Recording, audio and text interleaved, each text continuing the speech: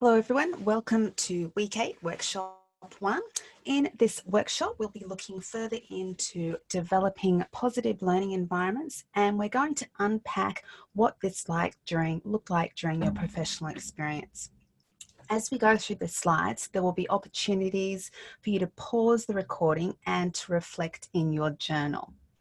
So if you have any questions at all about any of the content or anything at all, please do not hesitate to email me. So the workshop is going to explore duty of care, cohesive learning environments, what pushes teachers' buttons, educator beliefs and approaches. We're going to look at promoting whole school cultures, and also going to have a look at some specific questions, some scenarios for you to reflect on. All right, so duty of care. Yes, as teachers, it's our position, our responsibility. We stand in place of parents and carers, and so therefore we have the responsibility of exercising duty of care in relation to the children, and as well as having the authority to provide the child with direction and also correction. We also have a duty of care to set an appropriate example. In the learning environment, this is necessary, but it will also be necessary during lunchtime, at sporting events, and also on excursions with your students. So each of the settings that you did your professional experience on, they would have had a responsible behaviour plan that is expected to respond to issues such as bullying, so including cyberbullying, and internet use, so cyber safety. Some of your students you may have found they could also have been on individual behaviour management plans. So these would have been developed over time by school leaders, teachers and parents, and they would have been evaluated throughout the year as well. So obviously your supervising teacher bore the responsibility of this duty of care, because as a student you wouldn't have. But I want you to think about how your supervising teacher responded to this responsibility. Did anyone feel the weight of this responsibility that your supervising teacher bore? Some of you may have actually felt the weight of this responsibility as well. On the slide, you'll see a link. This has details about duty of care and teacher responsibility, so you might want to have a look at that. Also, in the media of late, while you were on professional experience, there's been quite a few reports about incidences of teacher safety in some schools in Brisbane. So it's important to remember that schools and early childhood settings, they also have a duty of care to their teachers. So to make sure that staff are safe, and there should be policies and procedures in place to ensure this. So I'd like you to pause the recording at this point, and I want you to jot down some reflections specifically about policies and procedures excuse me, during your placement around duty of care. So pause for the moment and take down some notes in your journal. On this slide, we've got two case studies, if you can call them case studies, and they highlight some specific areas that involve duty of care. So in the first one, I want you to consider some specific examples of how this teacher is not maintaining duty of care. So some of the things that you might observe. And in the second one, which is another classic, I want you to quickly list the kindergarten students' behaviour that counteracted Arnie's duty of care. So there were quite a few things that the students did. Just jot down as many as you can in the time. So in workshop 2, we discuss with-itness skills. So I think you can say that Arnie's with-itness skills were definitely lacking in this particular clip, but there were some areas that you will observe he was very proficient in. I want you to jot those down as well. And remember that kindergarten is like the ocean. You don't want to turn your back on it.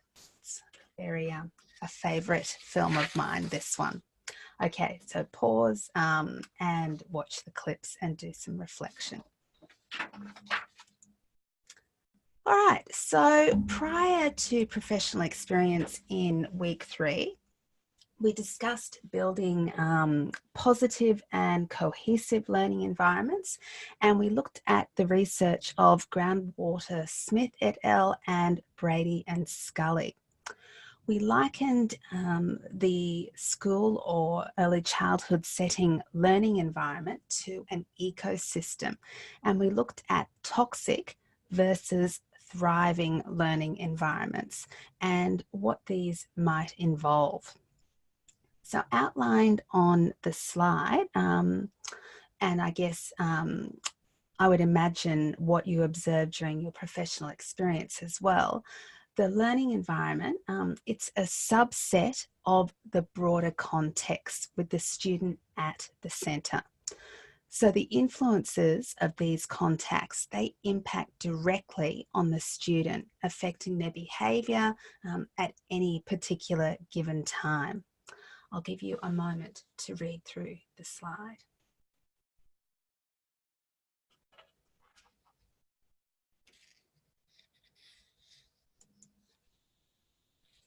So as a teacher and a manager of the learning environment, as we said before, it's your duty of care, your responsibility to take these influences and these contexts into consideration and to build and maintain a united, cohesive environment.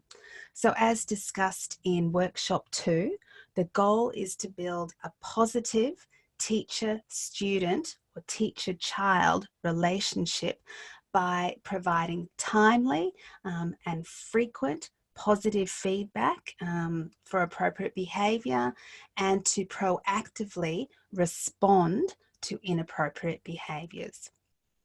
So looking back on these points on the slide that we discussed in week 3, after now seeing this in practice, hopefully, I want you to consider and to also reflect on how this was maintained or possibly not maintained in your professional experience learning environment. So how did your supervising teacher manage the learning environment? I want you to pause, reflect and jot down some points in response to these dot points on the slide.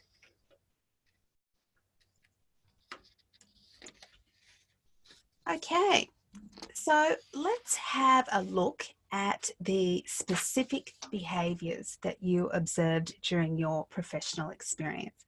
So each of you would have experienced varied behaviours depending on your context and most definitely the ability of your supervising teacher to manage the learning environment.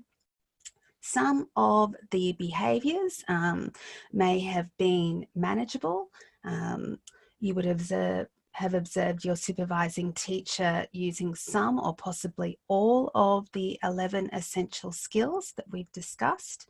Some of your supervising teachers may have even possessed with-itness superpowers that we spoke about in our workshop 2. So different teachers, you know, they'll find some behaviours more challenging than others. So it will depend on what they can deal with at any given time and most definitely on their personality as well. Some teachers will find some behaviours more challenging than others, and more effective teachers, they place misbehaviours along a continuum. So this continuum stretches from least disruptive to most disruptive, and then reacts accordingly. So you may have observed this during your professional experience. Some behaviours that you observed and possibly had to deal with yourself may have been higher level and very, very disruptive behaviours. So I want you to consider what these behaviours were, and I want you to reflect on them in your journal. There are some points on the slide, so think of the challenging behaviours that occurred in your learning environment. And categorize them into low-level challenging behaviours and high-level challenging behaviours, and discuss the impact on the learning environment. So pause and do some more reflecting. Okay, so no matter how well you prepare or how much your students respect you, some students will still misbehave, and you're expected to deal with that misbehavior, as well as to assist your students, to assist other students in dealing with it as well, because as you would have experienced, students' behaviour can be extremely disruptive to the entire class, and it really impacts on student learning. So less effective teachers, as we can see up on the slide, they often are in a state of annoyed disbelief.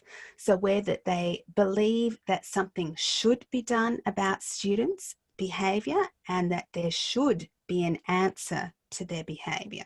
So this would imply that there is a perfect situation that will be achievable. And as you probably witnessed during your placement, this isn't always the case. So learners will demonstrate challenging behaviours that we must deal with and try to anticipate and to avoid where possible. So less effective teachers base their actions on anger, on emotion, so frustration and sometimes even resentment. So these teachers, they operate on their gut feeling rather than a more objective stance. So a stance that is calm, predictive, and systematic.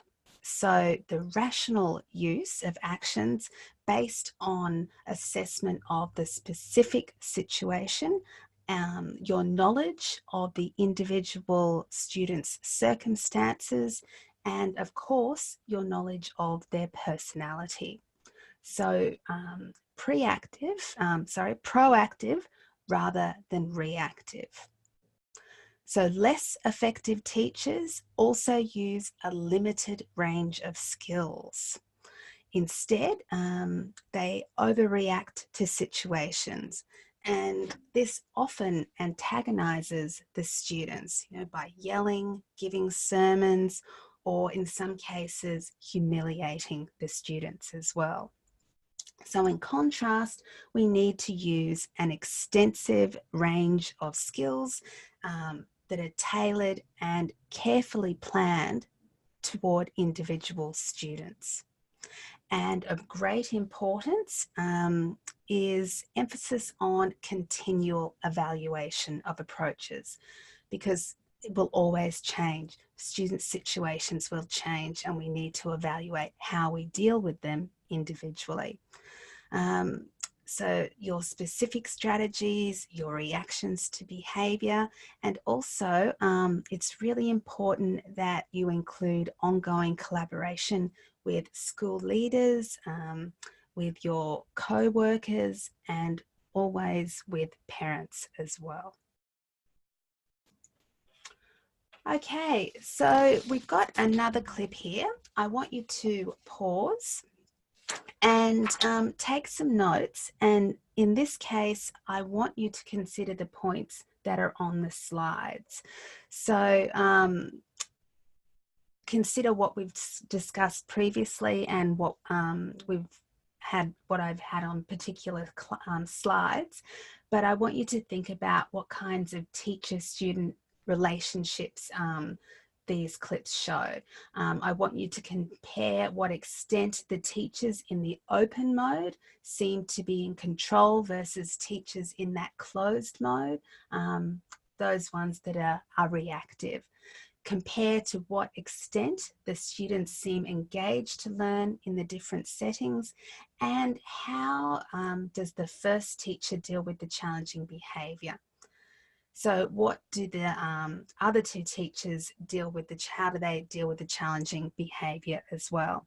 Now, my apologies for the language and of course the cultural stereotyping, but this is the perfect example of some very, very distinct approaches to challenging behaviour. So pause, have a look at the clip. You quite possibly are familiar with it already, and reflect on those points on the slide.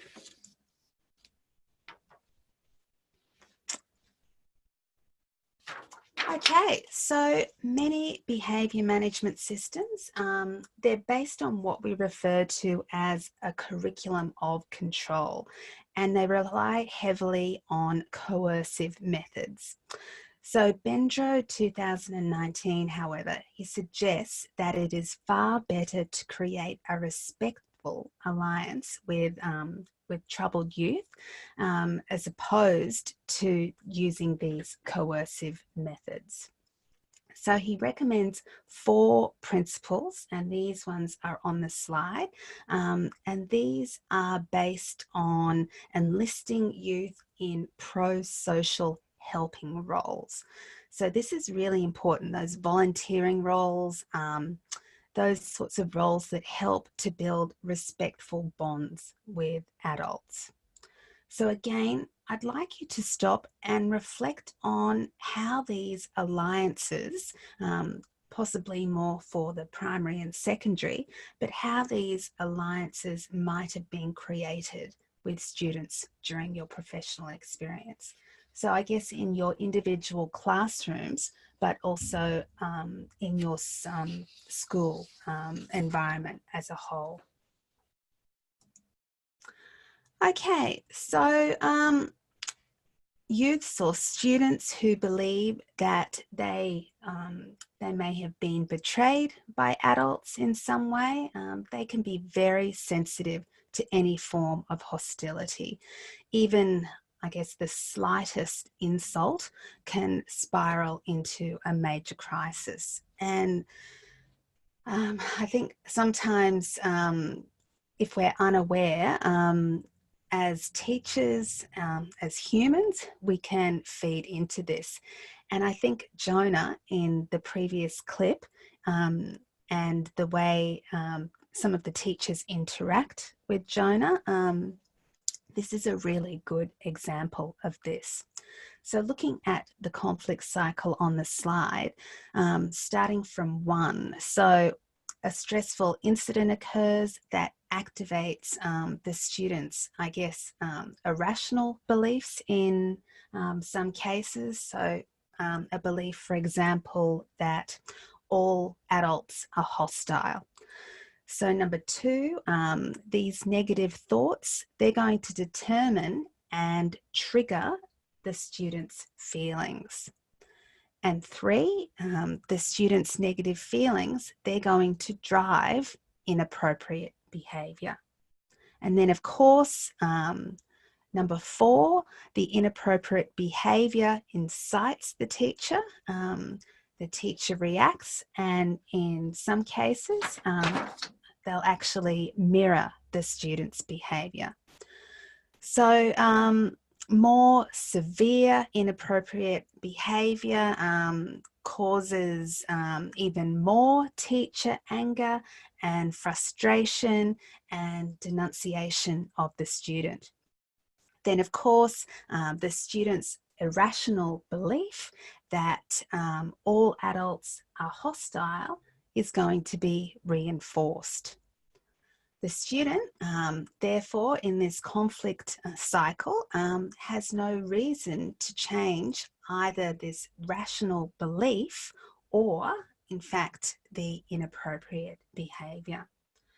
So there's a reference there to Larrabee 2009.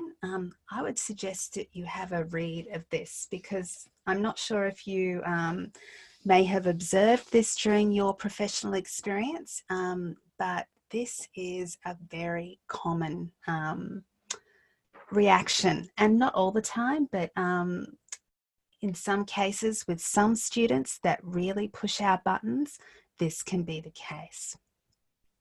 So how can we break this cycle of reacting? Ultimately, as teachers, we can't control how students act and react, but we can exercise control over our own reactions and our actions that we take in relation to students' behaviour. You need to remember, as it says up there on the slide, that once a conflict escalates into this power struggle, there are no winners. So we need to nip it in the bud right at the beginning and really think about how we react to students' behaviour, and to be very reflective and to really think about those students or specific behaviours that really do push our buttons. I want you to pause and have a look at this next clip, Bill Rogers. So I want you to note down the step-by-step actions that Bill Rogers describes in how we can deal with this kind of behaviour in the classroom. And I also want you to think about what does Bill Rogers explain as challenging tasks for you as the teacher here. So really reflect on that. Bill Rogers, we've used his clips before in lectures. He's a very respected and very well-researched academic in this particular area. Okay, so have a reflect on this particular clip. Pause and jot down some reflections in your journal.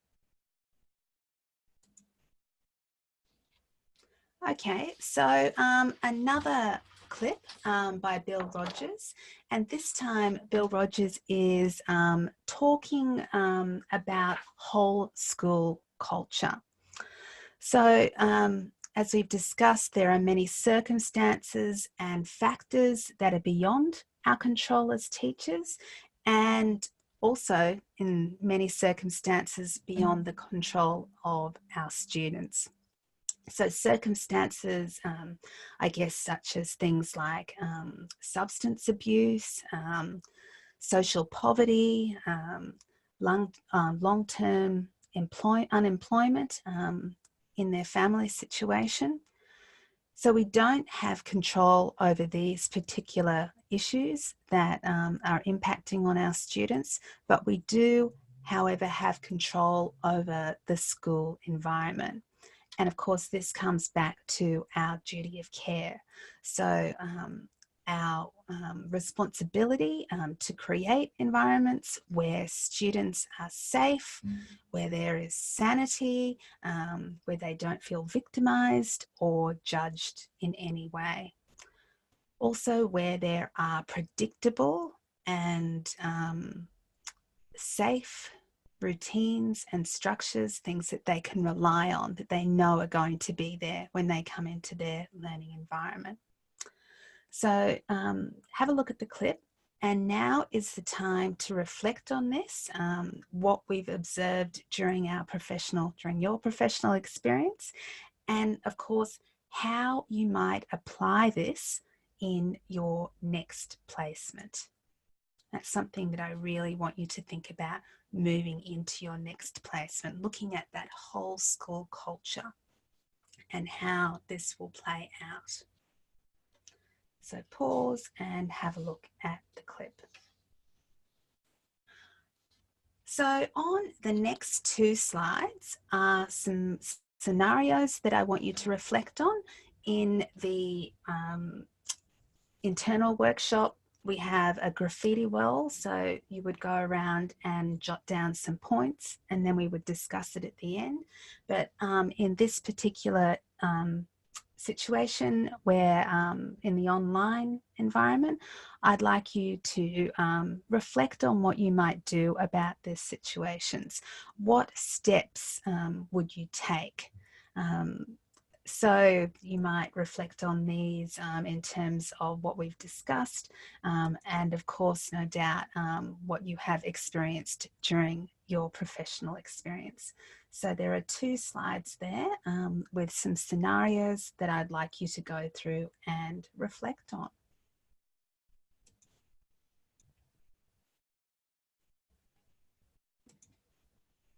Okay.